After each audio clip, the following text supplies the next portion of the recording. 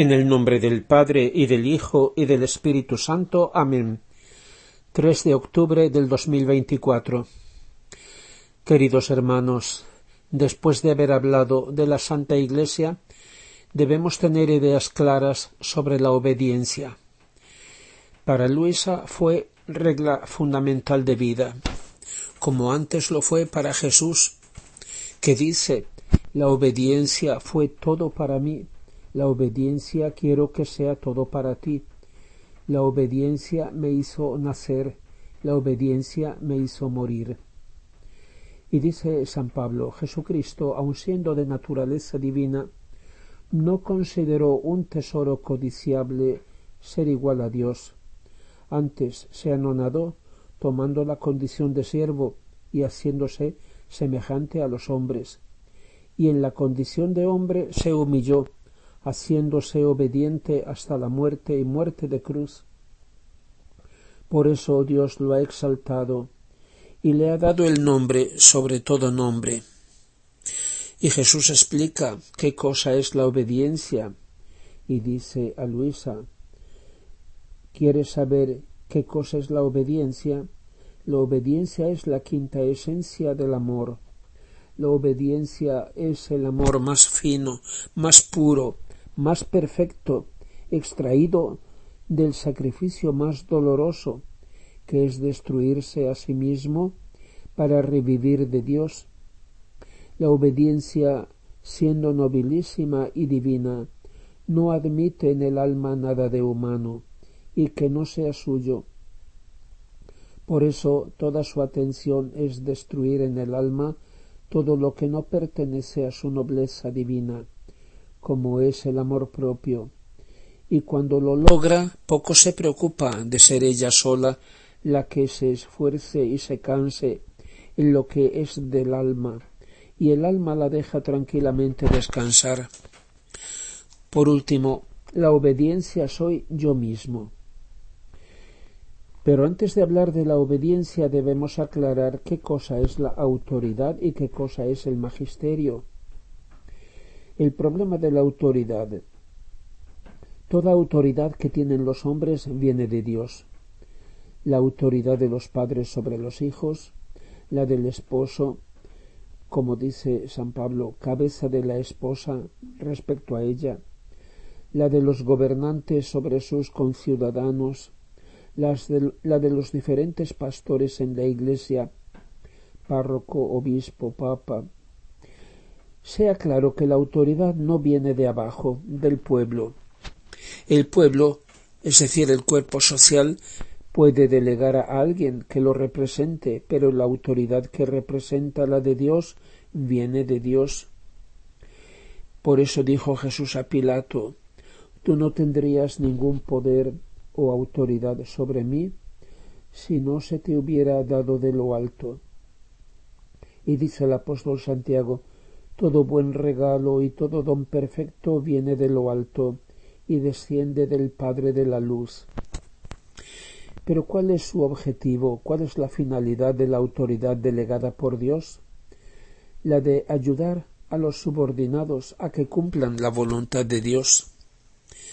Pero servirse de la autoridad, servirse de la voluntad de Dios por querer imponer la voluntad del hombre, cuando se separa de la voluntad de Dios o cuando contradice la verdad que viene de Dios, eso es diabólico. Por eso Pedro y Juan replicaron: si sea justo ante Dios obedeceros a vosotros, más que a Él, juzgarlo vosotros mismos. Nosotros no podemos callar lo que hemos visto y oído. Por eso quien tiene una autoridad debe tener mucho cuidado para no ponerse en lugar de Dios. Y dice el libro de la sabiduría: escuchad, oh reyes, y tratad de comprender, aprended, gobernantes de toda la tierra, poned atención, vosotros los que domináis multitudes, y estáis orgullosos del gran número de vuestros pueblos. Vuestra soberanía procede del Señor, vuestro poder del Altísimo, el cual examinará vuestras obras y escrutará vuestras intenciones, porque aunque sois ministros de su reino, no habéis gobernado rectamente, ni habéis observado la ley, ni os habéis comportado según la voluntad de Dios. Con terror y rápidamente Él se alzará contra vosotros, porque un juicio severo se cumple contra los que están en alto. El inferior merece piedad, pero los poderosos serán examinados con rigor. Una segunda tarea de la autoridad es proveer al bien de los que de ella dependen. Proveer es encargarse con cuidado y procurar los medios que hacen falta para el cuerpo y aún más para el espíritu, para realizar la finalidad de la existencia que Dios nos da, es decir, la asistencia y la providencia de Dios pasan también a través de la autoridad que Él concede para el bien común. De ahí que Dios, habiendo creado al hombre a su imagen, ha querido compartir con él en diferente medida sus prerrogativas, no sólo hacerle partícipe de la condición propia del Hijo de Dios en cuanto hijos adoptivos, dice San Pablo, sino también la condición propia del Padre, dando la vida a otros, vocación a la paternidad y a la maternidad, ya sea física, ya sea con mayor razón espiritual. La condición del Padre, digo, dando la vida, teniendo cuidado y providencia de otros y guiando mediante la autoridad a otros, para que alcancen el fin para el que Dios los ha creado y los ha encomendado a quien ha dado esa autoridad. Esta es una especie de comunión maravillosa de vida y de amor a la que Dios llama al hombre. Y en cuanto al problema de la obediencia, dice San Pablo en la carta a los Hebreos que Jesús, aunque es el Hijo, aprendió sin embargo la obediencia, por lo que padeció, y hecho perfecto vino a ser causa de salvación eterna para todos los que le obedecen. La aprendió porque en el cielo no hace falta la obediencia. Todos ven tan clara la verdad que sus voluntades están perfectamente unidas a la voluntad de Dios.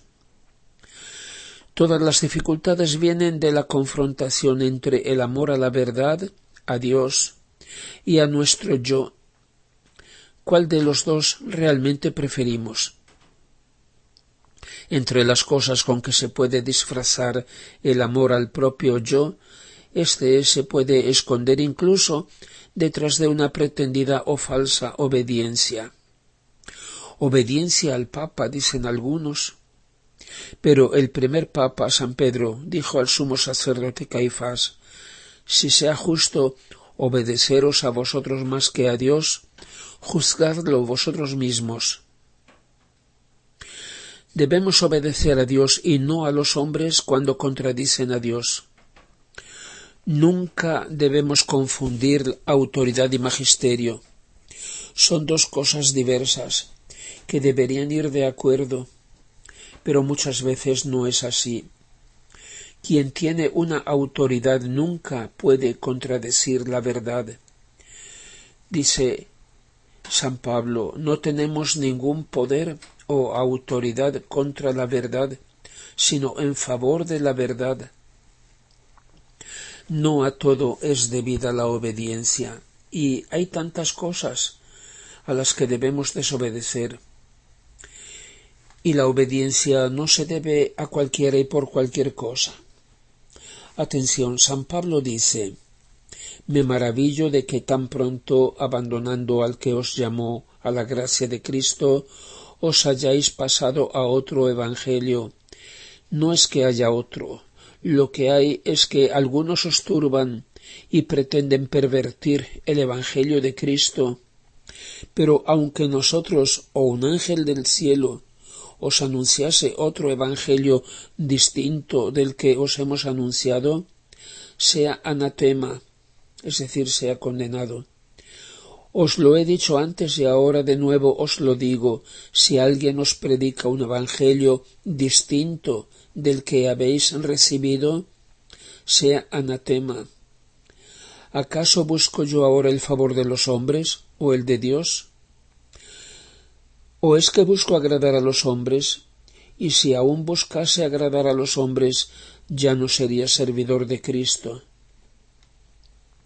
Dios nos ha dado un tribunal interior, nuestra conciencia, sobre el cual nadie tiene autoridad, solo Dios. Ser obedientes en cosas justas es virtud. Obedecer a quien tiene autoridad en cosas de su competencia es un deber, es camino de santidad. Pero servirse de la voluntad divina, es decir, de la autoridad, para imponer la propia voluntad humana es diabólico, lo repito. Es fácil hablar de obediencia, pero la primera obediencia es a la verdad, y quien tiene autoridad debe dar el ejemplo.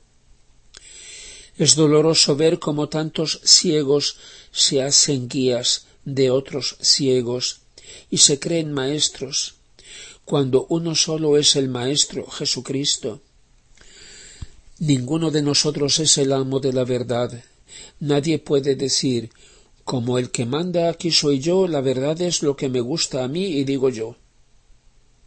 Nosotros podemos ser solo discípulos y testigos de la verdad. Pero como la mayor parte de las personas tienen la tendencia a querer que alguien vaya por delante y dirija y resuelva los problemas, mientras ellos van detrás tranquilos, sin tomarse responsabilidades, puede ser que a ese alguien le venga fácilmente la tentación de sentirse maestro y guía. Y dice el apóstol Santiago, hermanos míos, no os hagáis maestros tantos, sabiendo que seremos juzgados más severamente. El Papa Benedicto XVI dijo al principio de su pontificado, el 7 de mayo del 2005, el poder dado por Cristo a Pedro y a sus sucesores es en sentido absoluto un mandato para servir. La potestad de enseñar comporta en la Iglesia una entrega al servicio de la obediencia a la fe. El Papa no es un soberano absoluto, cuyo pensar y querer son ley. Al contrario, el ministerio del Papa es garantía de la obediencia a Cristo y a su palabra. Él no debe proclamar sus propias ideas, sino vincular constantemente a sí mismo y a la Iglesia a la obediencia a la palabra de Dios, frente a todos los intentos de adaptarla y de aguarla, así como frente a todo oportunismo. Y dijo el 14 de abril del 2010, el sacerdote no enseña sus propias ideas, el sacerdote no habla por su cuenta, no habla para crearse tal vez admiradores o un partido suyo, no dice cosas propias, sus propias invenciones, sino en la confusión de todas las filosofías, el sacerdote enseña en nombre de Cristo presente, propone la verdad que es el mismo Cristo. El Señor es celoso de dejar a otros su puesto de maestro. Él puede tener su vicario para confirmar a sus hermanos en la verdad, su representante, que lo hace presente, pero no un sustituto ni un sucesor. Ser vicario no es ser sustituto, y menos aún sucesor. Significa hacer las veces de quien tiene la autoridad, el cual se hace presente por medio de su vicario. El vicario no se pertenece totalmente a aquel que lo ha designado, llamándolo a cumplir esta misión. Sumo honor ser de algún modo vicario de Dios. Cristo ha querido como vicario suyo respecto a la Iglesia a Simón Pedro, designado por el Padre. Tanto Pedro como todos sus sucesores ya no tienen derecho a ser ellos mismos. Por eso es que adoptan un nombre distinto del suyo propio, sino que han de ser Jesús por medio de ellos. El dulce Cristo en la tierra, como Santa Catalina de Siena llama al Papa. Por lo tanto, Pedro representa, es decir, hace presente a Cristo ante la Iglesia, e igualmente representa a la Iglesia, la esposa, ante Cristo. Por eso a Pedro, a la Iglesia, le pregunta: ¿me amas? Y a la respuesta afirmativa añade: apacienta a mis corderos, a mis ovejas. Son míos, no son tuyos. Tú no eres el dueño de mi Iglesia, sino que me representas. Ante ella, tú y yo somos una sola cosa, el buen pastor. El plural majestático que antes empleaban los papas, nos, decían, no era por ser majestático, majestuoso, sino porque son dos en uno.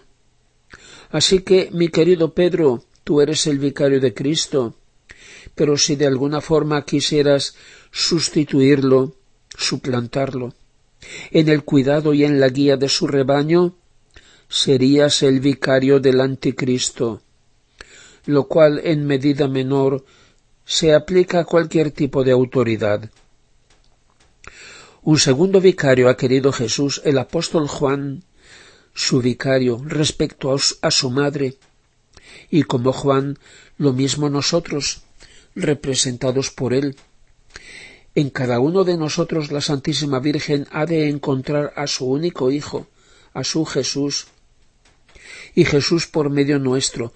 Jesús en cada uno de nosotros quiere seguir honrando y amando a su madre, y en ella honrando y amando la paternidad del Padre. Pero el Padre Divino ha querido tener su vicario personal respecto a Jesús y María, y es el querido San José. Y como ha hecho las veces del Padre ante sus dos tesoros, así desde el cielo sigue ocupándose del cuidado de la Santa Iglesia, de la Sagrada Familia Mística de Cristo. Además, todos nosotros somos llamados a ser, en diferentes modos, vicarios de Cristo ante nuestros hermanos. Lo dice el Señor: el que acoge a aquel que yo envíe, me acoge a mí, y el que me acoge a mí, acoge a aquel que me ha mandado. Y lo dice: aquel día sabréis que yo soy en el Padre, y vosotros en mí, y yo en vosotros. Gloria al Padre, y al Hijo, y al Espíritu Santo, como era en el principio, ahora y siempre, y por los siglos de los siglos. Amén.